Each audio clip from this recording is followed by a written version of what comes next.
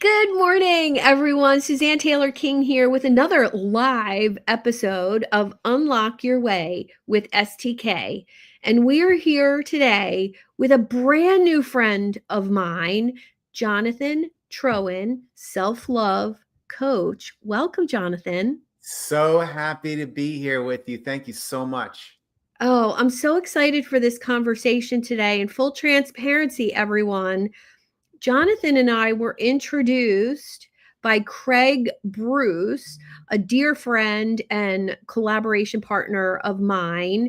And we've never had a conversation. And so everybody who's listening today will get to experience a brand new conversation, a little rapport building, and also the ability to learn what Jonathan does as I learn what he does. So I'm really excited for Yeah, this and, today. and Craig, by the way, was on our very first Self-Love Revolution Summit that we had back in was it 2020? I think in Uh-huh. 2020. So yeah, Craig and I Wow. go back. Yeah, he was on our very first summit. Beautiful soul. Amazing. Yes, we had the chance to meet in person back in May after knowing each other in the online space. And he was just such a valued member of one of my group coaching programs and just an incredible facilitator as well. Yeah, definitely. We love Craig. Yeah. All right. Well, let's talk a little bit about the self love journey and how did you get to this place of doing this work? Yeah, well, it sounds like a short question, but it's a big one. But It's a loaded question I'll too, see isn't what I it? can do to shorten it. So Okay. I spent 20 years in the entertainment business. I was interviewing the biggest stars in the world. I was living the life of my dreams. You know, they say create the Mm, life you want. So I created the life I want.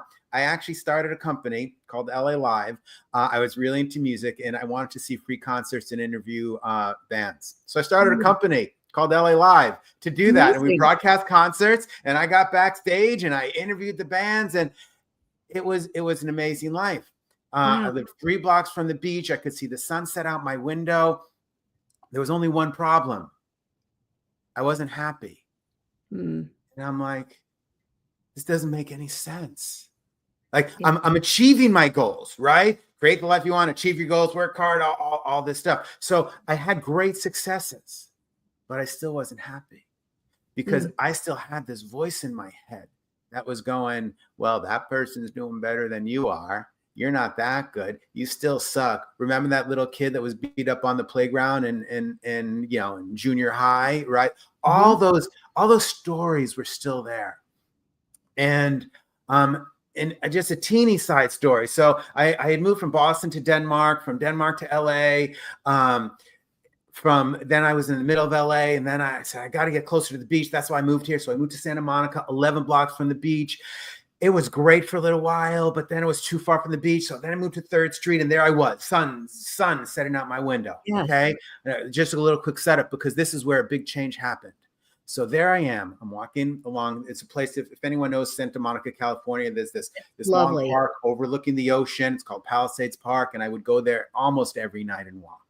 And I didn't like the voices in my head, so I shut out the outside world and the inside world by listening to music on my headphones. So I'm there walking, strolling, and this song comes on that I had heard at least hundreds, if not thousands of times before, sung by Social Distortion. I had interviewed the band, we broadcast the band live. I had interviewed Mike Ness. So it's like, I mean, I'm not saying I was friends with these guys, but I knew these guys, I Yeah. knew the song. And here were the words that came out. You can run. What are the exact lyrics? I might be getting this wrong now. I've told the story a lot, but it's not coming to me. You can run all you want, but not go anywhere. Mm. And I'm going, you can run all you want, but not go anywhere. I never heard those lyrics before, and I've heard the song thousands of times. And I Oh, stopped. wow. I literally stopped in my tracks, and I'm going, oh my God, to Denmark, to LA, to Santa Monica, to the beach. I'm going, oh my Yeah. God. is that me? And I really, at that time, I really thought, all I need to do is get closer to the beach. I was on 3rd Street. When I have that house, I can picture it. That was on the beach. It was on the beach. It had a pool, and then there was the sand, and then you walk to the ocean. I still don't fully understand the pools by the ocean thing, but it looked cool back then. I go, when I have that house, and I'm going to get it, then I'll be happy. And I was just postponing happiness. Anyone ever do that? You go, I will be happy when? Yeah. So I had hundreds of I will be happy when, because I achieved, I'm not going to say achieved every goal I ever set out, but I achieved a lot of them. I interviewed my idols. I did amazing things. I achieved a lot of goals. And as soon as I achieved it, I said, okay, what's my next goal? And I'll be happy when that happens, right? Oh, you kept moving the rubber band. You kept moving the goalposts. Exactly. And that's what we all do. We achieve something, right? We'll say, well, when I get the new car, I'll be happy. So we get a new car and it is great. You got the new car smell. Hey, that's toxic, people.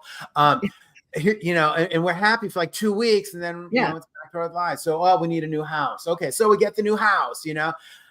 None of that makes you happy. Yeah. It all just magnifies what's inside. And what I had inside, now it's like years later looking back, what I had inside was all these stories that were formed when I was younger about how I just was not good enough. And it didn't matter what I did, who I interviewed, who I worked with, what I put out there, what I produced, what I created. There was always someone I could compare myself to that was doing something cooler, better, bigger, more money, bigger house. I was on 3rd Street.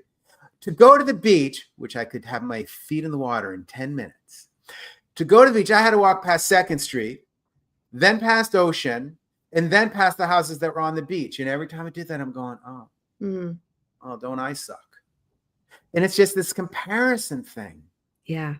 So that was, maybe it was a longer answer. I wanted to give you the shorter answer, but no, it's so good, because one, it gave me a whole insight into what you used to do, you know, in your prior career. I was a huge Social Distortion fan, by the way. Love it. Yeah. So we have lots of music conversations to have about my punker and new wave days, you know, back then. Nobody believes I was a former punk rocker, and I spent all my nights in punk rock bars. Yeah. Now, but if you would have told that guy, you know, when he was 20, even 30, that he'd own a yoga studio in Austin, Texas, and he'd be espousing self-love and self-compassion, he would have laughed at you and spit in your face. Like, it was so foreign. But this is where success lies. It's really the evolution of it, right? I have a 15-year-old son, and he found a picture of me in this photo box from my, you know, punker, you know, late high school, early college days, and short shaved hair with blue ends and my nose pierced. And he was like, "Who is this? Ooh, like, ooh, who is that?" I said, "That's me." He was like, "I don't even believe it." He just couldn't see it. And now we've had numerous conversations about who you are in high school isn't who you are when you're 50 some years old, right? It's so different if you allow yourself to evolve and grow. You know what's really interesting, Suzanne?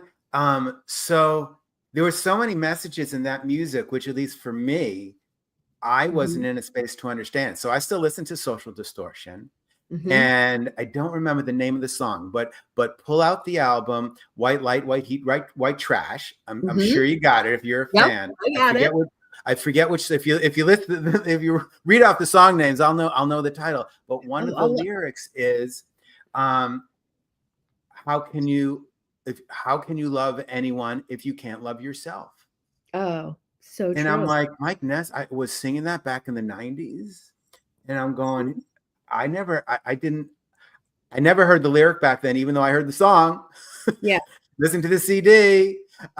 streamed it, watched them play it live, Yeah. and I never heard those lyrics. And now when I hear it, it means something totally different to me. And in other songs, there are a lot of punk songs I honestly don't relate to anymore because I don't want to blow up the world and I'm not pissed off at the world. And Yeah. they'll come on in my, the random, Spotify plays and like, man, I love that song, but I don't love that song because I don't relate to the anger that's in Hmm. it anymore. It's a really odd experience not to relate to the music that you love. But that's a Yeah. whole nother story. But then there Yeah. are these messages like this that go, how can you love anyone if you don't love yourself? And he's sharing about how he didn't love himself.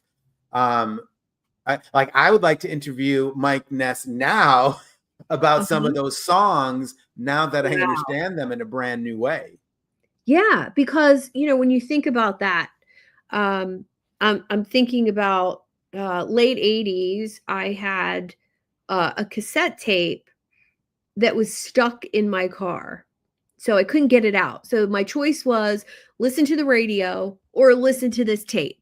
That was the only choice, and I remember every single word to every song on that cassette tape. It was Rage Against the Machine, by the way. Mm.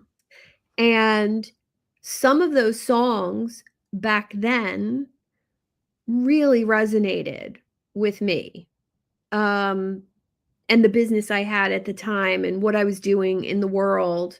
And now when I listen, 30 some years later, I still like the music, the beat, but I don't resonate with the words anymore. And it's so interesting how that happens as you Yeah, grow.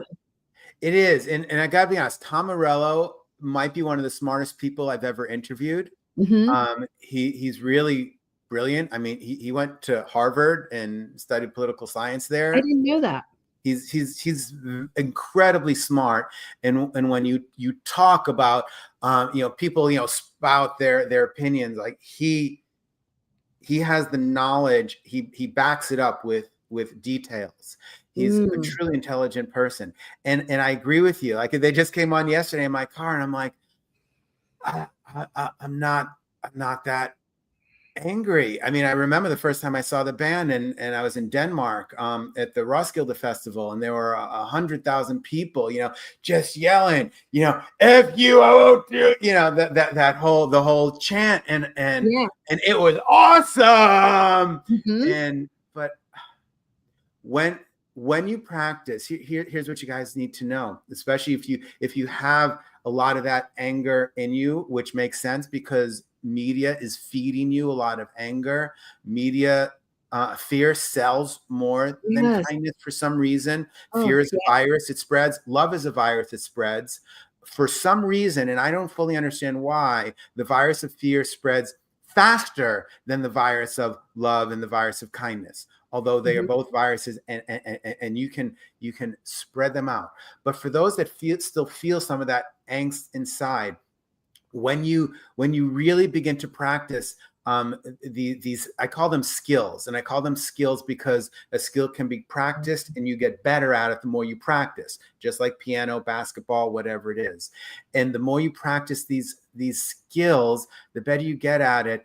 And it's not that you never get angry anymore. Of course, we all get Right. angry, but it begins to dissipate Mm. greatly. And you instead of surrounding yourself, I mean, I used to surround myself with these angry people, I'd go, and we all Mhm. bang into each other, slam dancing. Yeah. And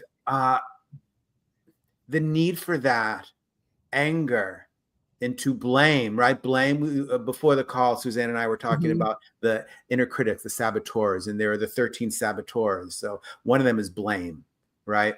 And it's blaming of others, it's blaming ourselves.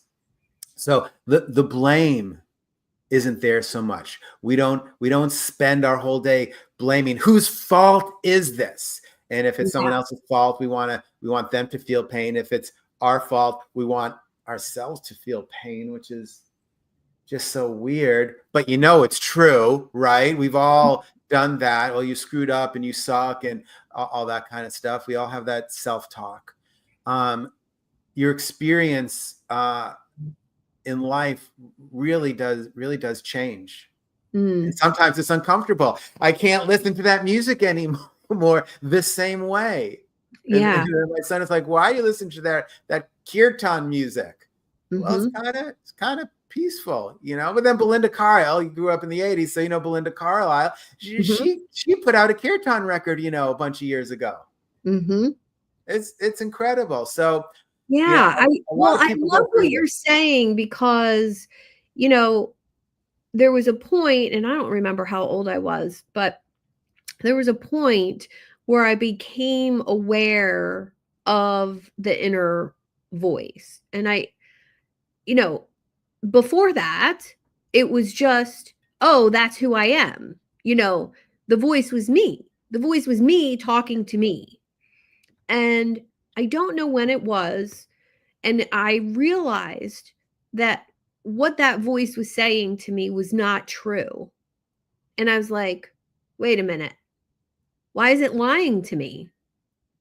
Why am I lying to, oh, maybe it's not really me. And it was like this esoteric, you know, meta perspective of mindset. I think I was studying mindset at the time, positive psychology.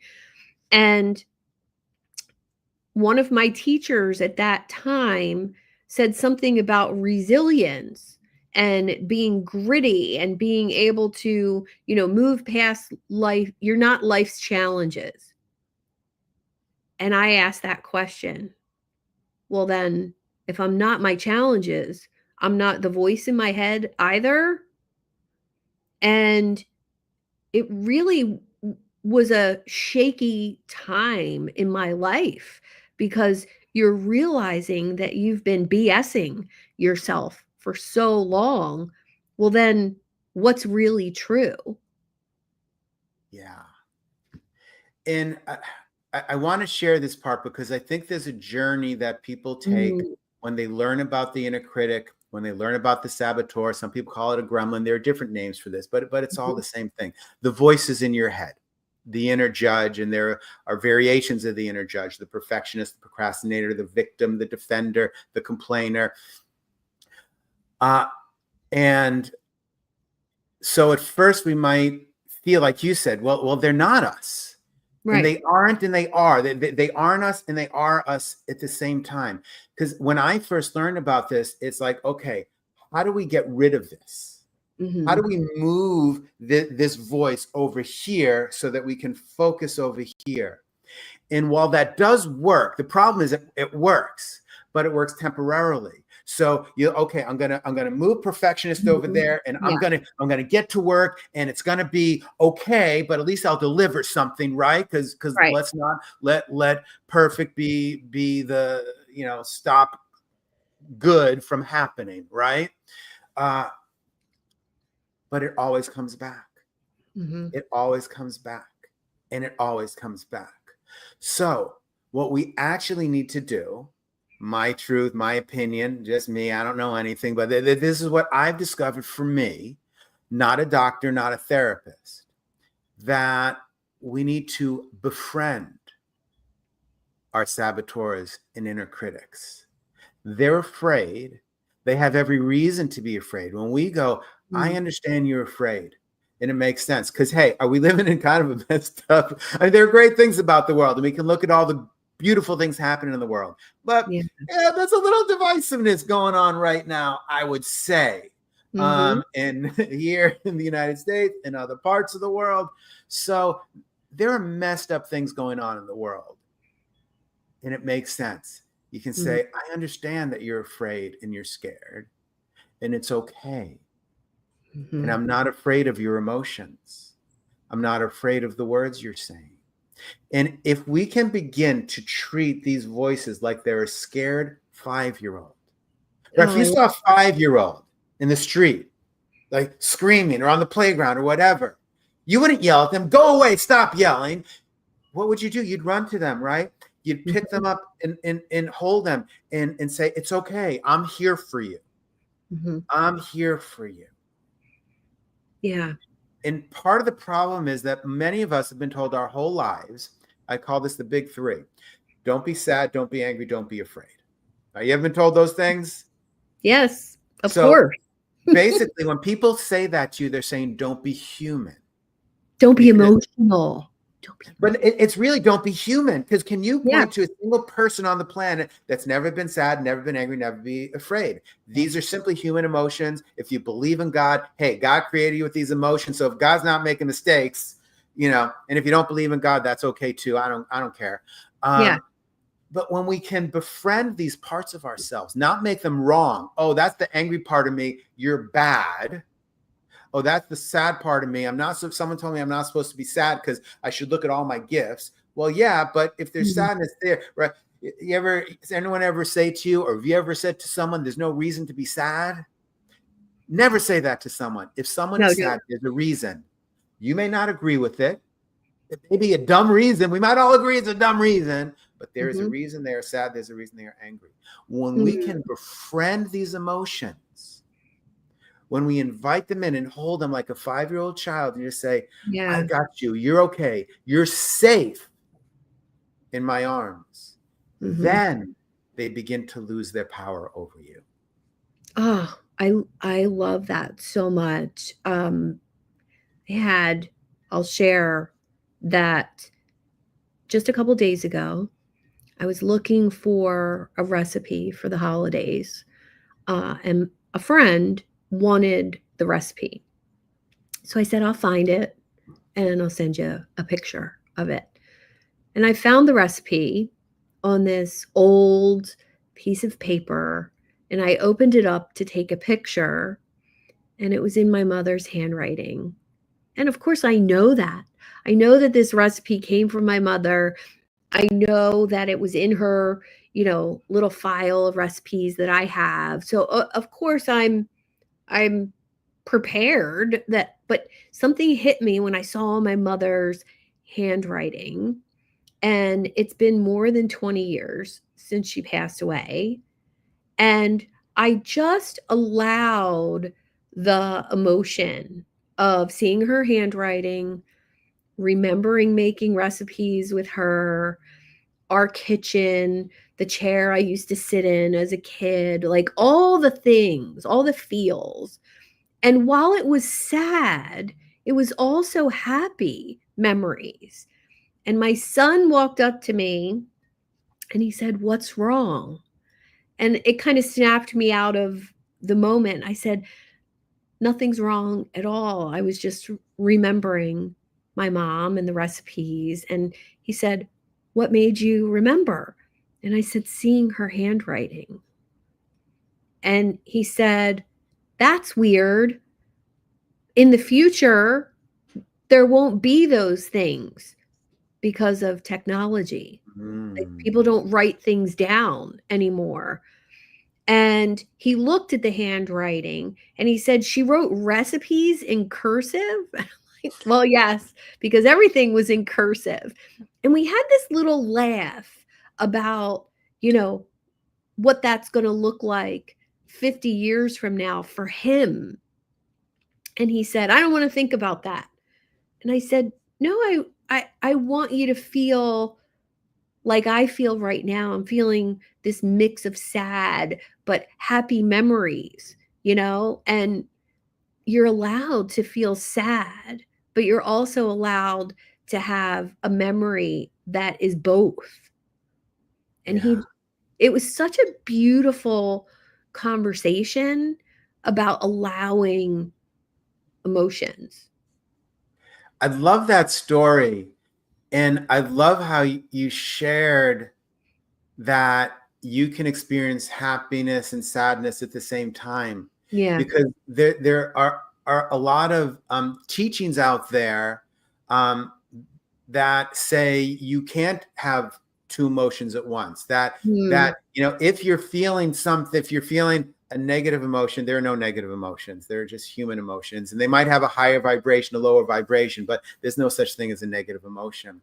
But that, so if you're feeling sad, just, think of something joyful, and that will cover up your sadness. And I think it's a really important lesson to understand that you can have more than one emotion at the same time. You can Mm, be sad and joyous at the same time. You can even be angry and joyous at the same time. You can be angry about something, but still feel the joy, right? Your child might be driving you nuts, and you can have some anger. Try not to yell at them. Regulate your own nervous system first before you try and regulate theirs. I'll say that again if you didn't hear me. Regulate your own nervous system before you try and regulate anyone else's nervous yes. system. Yes.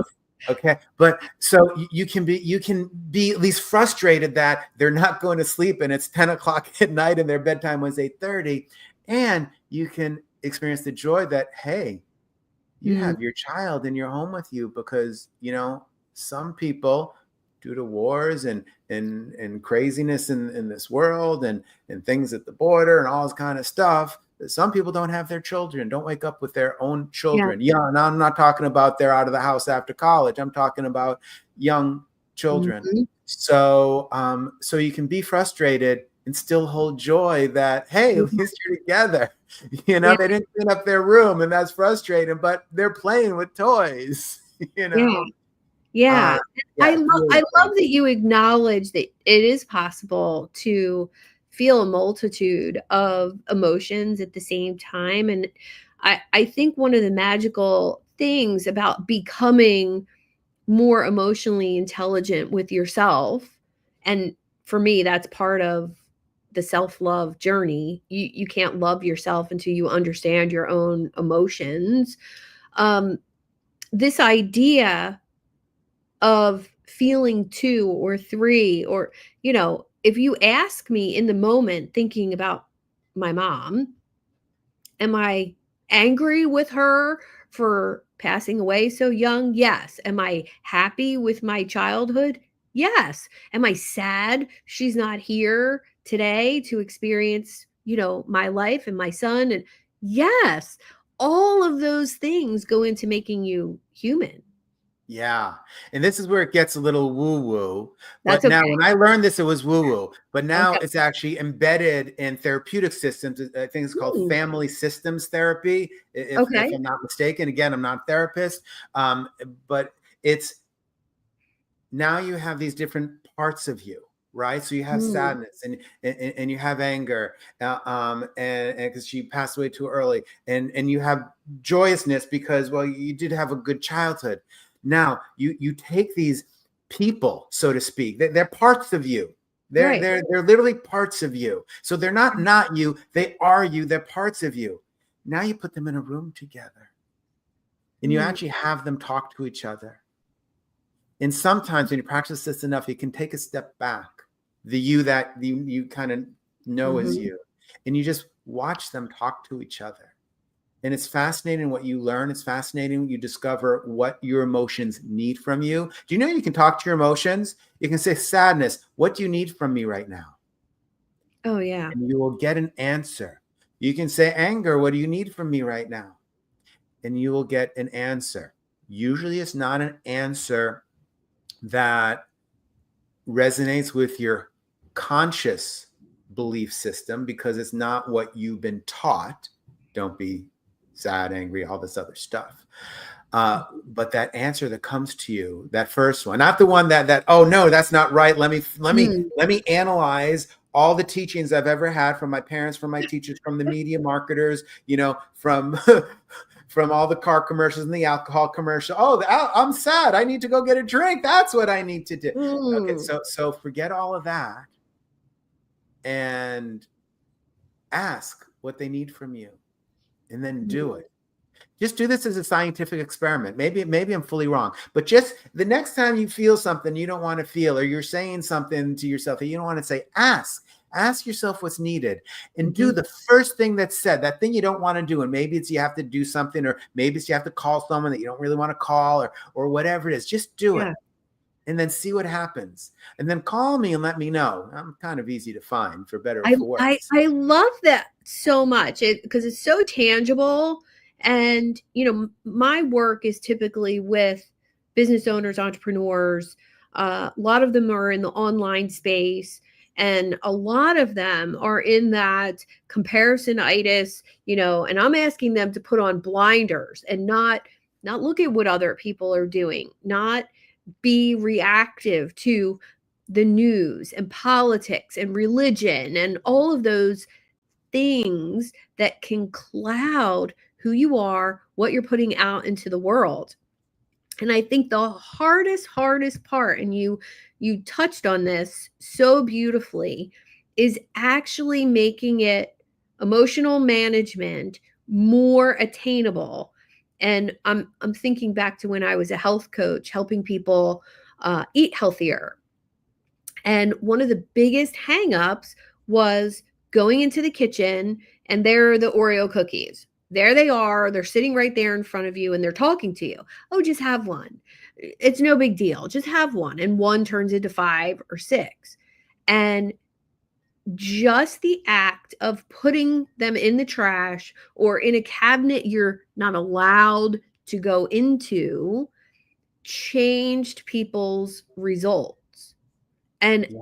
I believe what you're saying is noticing the emotion. Oh, hey, I'm feeling this morning, I was feeling a little overwhelmed with my to-do list today. And I just said, I'll get done with what gets done. And it's all good things. There's no reason to attach a negative emotion to them. And just that simple stop of acknowledging can be Yes. life-changing for your stress levels. You have to learn how to pause. Yes. You have to learn how to feel an emotion and pause. And you mentioned eating cookies. So Mm-hmm. I believe people say that we go to eat because it's something we can control. Mm. I'm not sure that's true. New research on addiction is showing, yes, there may be a chemical propensity, but it's Mm-hmm. not just that.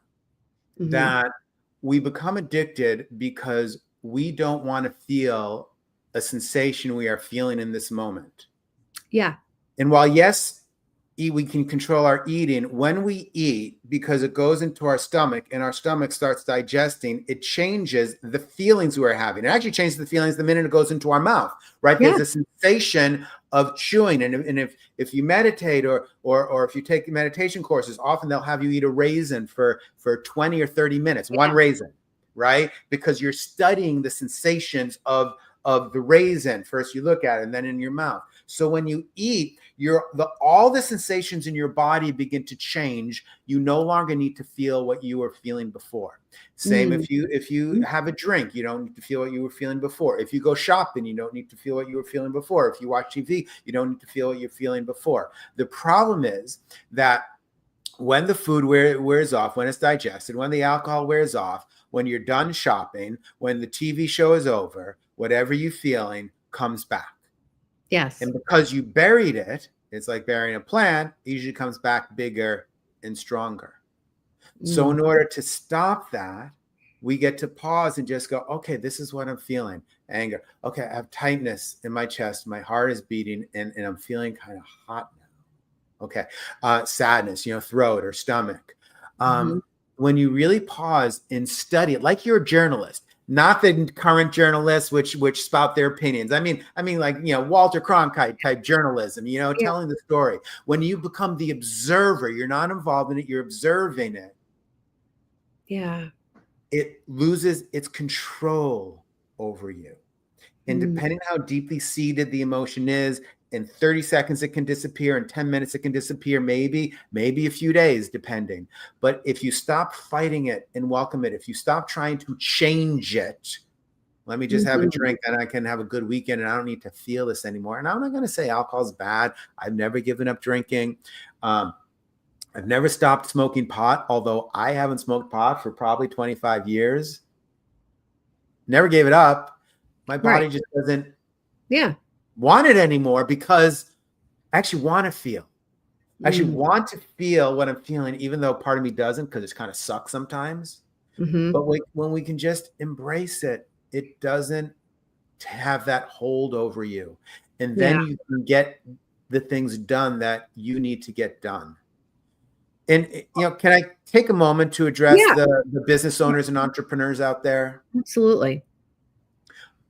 Most of you are a-holes. I don't know if I'm allowed to swear here. Oh Now, yeah. to be clear, Yeah, we curse. We curse.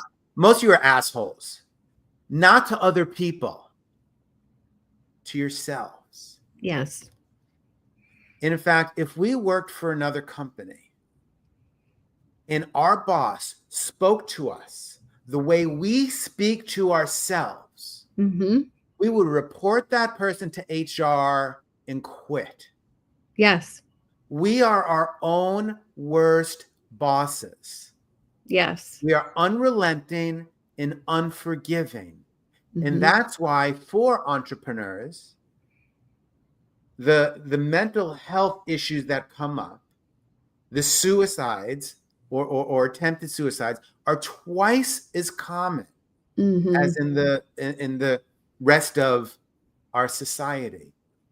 And people have different theories of this. No one says they know why. People have different I think it's theories. because we're always comparing ourselves to other people. Yeah, my theory is because we're assholes. We're Yeah. assholes to ourselves, which includes that comparison, a whole Mm-hmm. lot of lack of self-love and self-compassion. And you have a success and you ignore it because you got the next thing to do, your to-do list. So okay, yeah, I did that. In my head What's this morning, next? Jonathan. Yes, because that's everything that was in my head, because we're not all that different from each other, folks. No. We're really not. So No. yes, because all that was in my head. So I do know a lot of what's in your head. And that's what we do. And then when we make a mistake, what do? We beat ourselves up. I mean, Mm-hmm. I remember, I was interviewing Cher, right? A great day. You're interviewing one of the icons in the Wow. world. Right? And Yeah. what do I do that night when I look in the mirror and review my day? I focus on, oh, you forgot to ask that question. Oh, you didn't do that. Oh, this. Like, are you kidding me? You just interviewed Cher. No one else knows what questions you thought you were gonna ask, right? But we Mm-hmm. beat ourselves up, and then we go to bed like that, and then we wake up the next day and we're like, oh my God, another day. Where's my to-do list so I can just get through this, and maybe I'll be able to have a drink tonight and get rid of that. Yeah. This is the treadmill we're on, folks. So you got to stop. Just put pause on the treadmill. Feel what you're feeling. Say something kind to yourself. That was my old habit. That's what I did. I brushed my teeth at night, 2 minutes, and I would sit there and I'd review my day and review everything I screwed up, even on great days like interviewing Cher or interviewing The Who or interviewing Green Day, right? Interviewing all these people, and I focus on the bad stuff. Or maybe someone said no to an interview, right? I didn't get someone, right? Or you'll appreciate this. I interviewed X, one of the greatest interviews I ever did, Exene, and gave me the whole history of punk rock and all this stuff. Mm-hmm. And it didn't record. Oh, listen, I had a workshop yesterday that was so good. I'm getting all these messages. That was so great. Thank you so much. Can't wait for the notes. And I only recorded half of it because I sent everybody into breakout rooms and I didn't want to record myself sitting there waiting for them to come back. So I hit pause. And I'm so in the moment when I'm teaching a workshop that I forgot to hit start. And I said, I was beating myself up for about 2 seconds. And then I thought, oh, okay. I will just do a couple clips from the workshop. I won't share the whole recording. I will share all of my notes. I will do this workshop again to a bigger audience. So outside of my community. And I just thought, okay, so that's an opportunity to grow. It's an opportunity to realize I've gotten bigger. I've gotten better at this. And maybe I need to have an admin on every workshop with me to manage the screen share, manage the recording, manage the breakout rooms so that I can focus on my zone of genius instead of you're stupid. Yeah, but how many of you watching, if you did something like that, you start beating yourself up for months or years, bit Yes. of time for Yeah. this little thing. So what you're leading to, yeah, so we get to pause. Now I would put in, I didn't used to, but I put in a step before what can I learn? And Okay. it's a really important step. And I call this the number one skill we have never been taught. And that is the skill of forgiveness. Mm. And there are three paths of forgiveness: forgiving others who have done you wrong, asking forgiveness from others who have done you wrong, and forgiveness of yourself. And what we're talking about is forgiveness of self. And it's one of the hardest things. And when you can pause, right? When you begin to treat yourself like a friend, because if a friend did that, if a friend came to you and said, I just did this amazing thing and I didn't record it, or I just had this meeting and I totally blew it. What would you do? You would say, hey, come on in, have a cup of tea, sit on the couch. I'll give you a hug. I got your back. Right? That's what we say to friends. We say, I know what you did was hard, and maybe like Yeah. it is a mistake you can't recover from. That really sucks, and I got your back. So when we can forgive ourselves, when we can treat ourselves like a friend and say, hey, Jonathan, Mm-hmm. you messed up. It's okay. I got your back. Yeah. You don't have to worry about this anymore. Then at the end of the day, we can go to sleep with ease, wake up with ease, and be excited about the next day and how many people can we serve, can we help, can we Yeah. inspire, can we change their lives. This is what I say every single night before I go to bed. I shared with you what I used to do, right? I used to review my day and go over everything that went wrong. So this is what I do now. I take a few moments to celebrate all the successes. Hey, this went well. I acknowledge some mistakes. And then I say these words: I forgive myself and anyone else who has hurt me or offended me, physically, emotionally, or monetarily, knowingly or unknowingly. Wish Beautiful. them no harm. I accept this moment as it is, and I release myself from any future pain. Go rewind it, play it again, write it down, put it on your mirror. It Mm-hmm. releases everything that I did wrong, right? The other day, I didn't regulate myself first, and I yelled at my son. I noticed it, and then I regulated myself, and then I apologized, okay, and explained to him what I was going through. Mm-hmm. Here's what happened to me. When this happened, my body tensed up. I kind of walked him through the whole thing. So to model it, and so he could really understand what was happening. Yeah. But then I forgave myself for it. Boom, done. It's gone. Anyone else that kind of annoyed me, your significant other that left something in the sink that you just cleaned and you're pissed off about it again. Hey, they did the best they could. They really did. They did the best they could. Mm-hmm. Can you forgive them? Can you not wish them harm? Yeah. And when we can do that, we release ourselves from that future pain. You don't have to replay the story in your head for the next day, week, months, years. How many of you are beating yourself up from something that happened more than 10 years ago? Seriously, we all do it. I know you are, because we all do. You don't have to anymore. So, and then I once you love do that. forgiveness, then you do the learning. Yeah. Well, it's reminding me of something I heard years ago, that an emotion can only be experienced for 90 seconds. And then anything longer than that is you repeating or ruminating. And I thought, oh, so that thing I did when I was 12 that got me told and punished and yelled at and whatever, me feeling any certain way about that mistake is just me. There's no emotion left in that. And the same goes for something that happened yesterday. Me not hitting record. If I'm going to repeat the stupid emotion, I'm just repeating something in my own head. And I think that was so powerful for me. Like, feel it for 90 seconds and then let it go.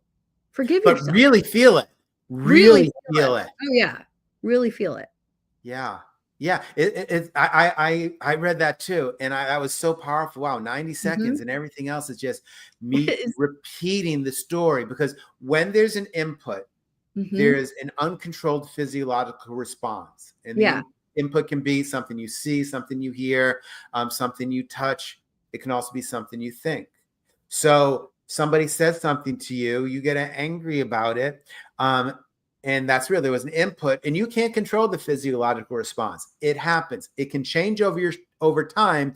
If you practice this pause, you might not have the same physiological response to the same input. Right. But you still can't control the response. So when we pause and observe it, it loses its control. If you continue to feel it, it's just because there was a new input, and the new input was you. They did this. It's their fault. They don't care about me. They're mean. They're selfish. Or maybe it's you. You're stupid. You didn't hit record again. You know, whatever it is. You had a typo in that email again. Right? I mean, all that kind of stuff. Yeah, it's an additional input that you are creating on your own, and you don't have to create the new input. Now, to be clear, some people say, do you have to forgive? You have to. So I would say it depends how you define it, and time and timing can change things. Sometimes you're just not ready, that there's a part of you that needs to feel it more. Now, granted, it only lasts 90 seconds, but give yourself the input so you can feel it more. That's okay. Maybe now is not the day. But I want to share this definition of forgiveness. I didn't make it up. Okay. Forgiveness is giving up hope that the past can be different. Oh. Forgiveness is giving up hope that the past can be different. So it doesn't mean what the other person did is okay. It doesn't mean what you did is okay either. And it simply recognizes the fact that the past can't be different. So with that definition, and when we replay it, we're saying, well, if this hadn't happened 10 years ago, my whole life would be different right now. Yeah. Well, that's true. If that person hadn't done what they did 10 years ago, your life would be different right now. If you had done something differently, you know, if 10 years ago, 5 years ago, yesterday, your life would be different now. It's true.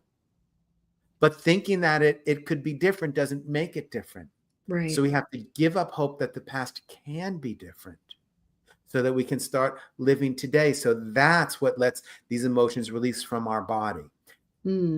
If you treat forgiveness in that respect, then yes, eventually we have to forgive.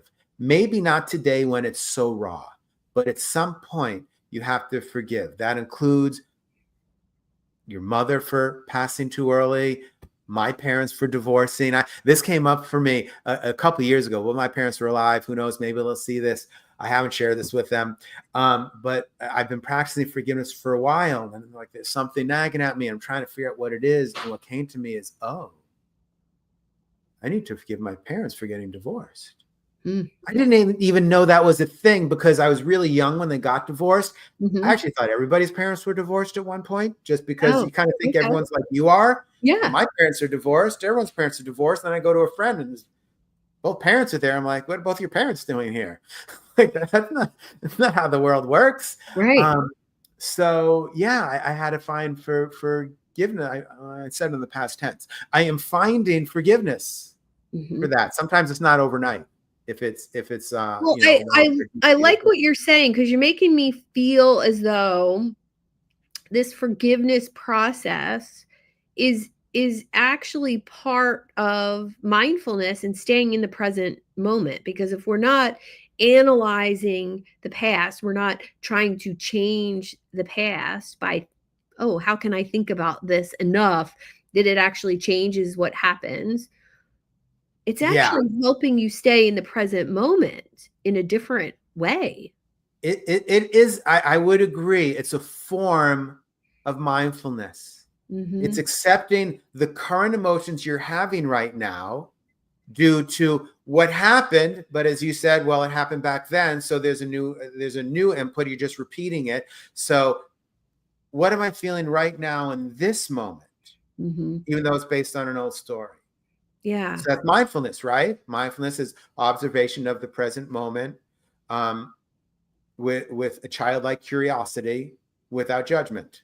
I kind of said it in reverse, but observation of the present moment without judgment, with a childlike curiosity. So when you can simply look at your experiences with curiosity, right? Yeah. We spoke about saboteurs. The inner judge is the biggest of the saboteurs.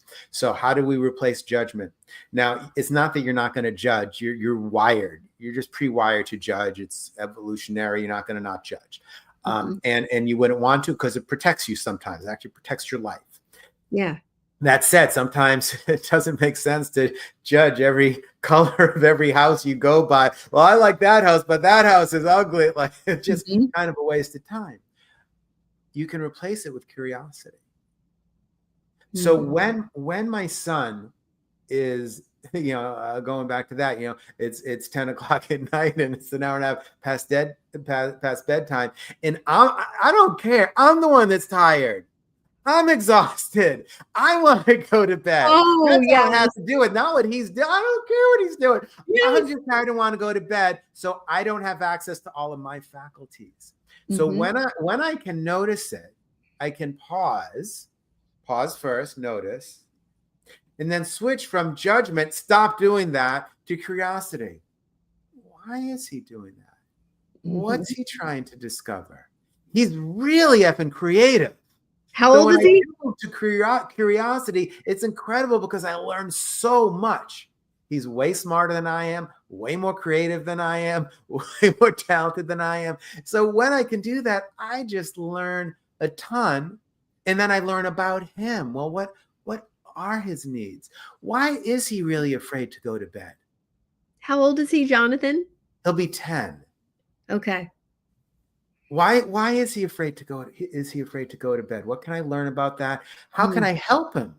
How can I help him be less afraid to go to bed?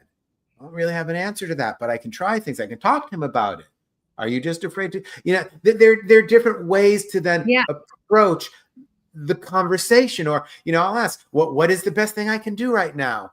This one doesn't happen as much, but it used to be. If he was playing Legos, he couldn't stop until part of it was done. So I could either argue with him for 20 minutes or to get him to go to bed, or I could sit with him and do the Legos for 20 minutes, and then he'd go to bed. So I'd have to go, what do I want to do? Do I want to argue for 20 minutes or just sit for 20 minutes? And I'd tell him, let's sit for 20 minutes. And boom, then he'd be done. Okay, I'm ready to go to bed. we go to bed. So again, it's that present moment. It's the mindfulness. It's moving from judgment to curiosity, from judgment to forgiveness, to curiosity. And then we can get curious and ask, what's the best thing for me to do right now? This is the most powerful question you can ever ask. What's my next best action? You will always get an answer. 90% of the time, or maybe half of the time, you won't like the answer because it's something that's going to scare you and be difficult. It's not the easy thing. And it's 100% of the time. Well, 99. Let's say 99. Maybe there's I try not to be so hyperbolic, but 99% of the time, that is what you should be doing. And you're going to say, no, I'll do that after I do all the stuff. And then do all the stuff, and you didn't get to it. I'll do it tomorrow. You'll beat yourself up before you go to bed for not doing it. You go through the whole cycle. It's the most powerful question you can ever ask. What is my next best action? And then you got to do it. And when it feels scary, observe the fear. I have a whole 2-hour class, Turn Fear into a Friend, right? So observe the fear and then do it anyway. Courage is the practice of being afraid and taking action anyway. Courage is not being afraid. Practice courage. Courage is a skill. It can be practiced. You get better at it the more you practice. Yes, you do. Do the scary stuff. Anyway, I went off on a tangent. I don't even know how we got there. Well, that's a perfect place to wrap up with a tangible thing for our listeners to go do. Go practice that today. Jonathan, where can everybody get in touch with you and follow your wisdom online? Yeah, you can find me at selfloverevolution.com. Hit the button that says join the revolution. You can find me in all the regular places, Facebook and Instagram. Reach out to me. I'd love to hear from you. But yeah, go to selfloverevolution.com. Hit that button that says join the revolution. Would love to have you in our community. I love it. I'm on it today. Everyone, thank you so much for tuning in today for this engaging and enlightening conversation with Jonathan. Jonathan, thank you for being here. I appreciate you and our new connection. Look forward to more conversations. Thank you so much for having me. It's truly been a joy. Thank you.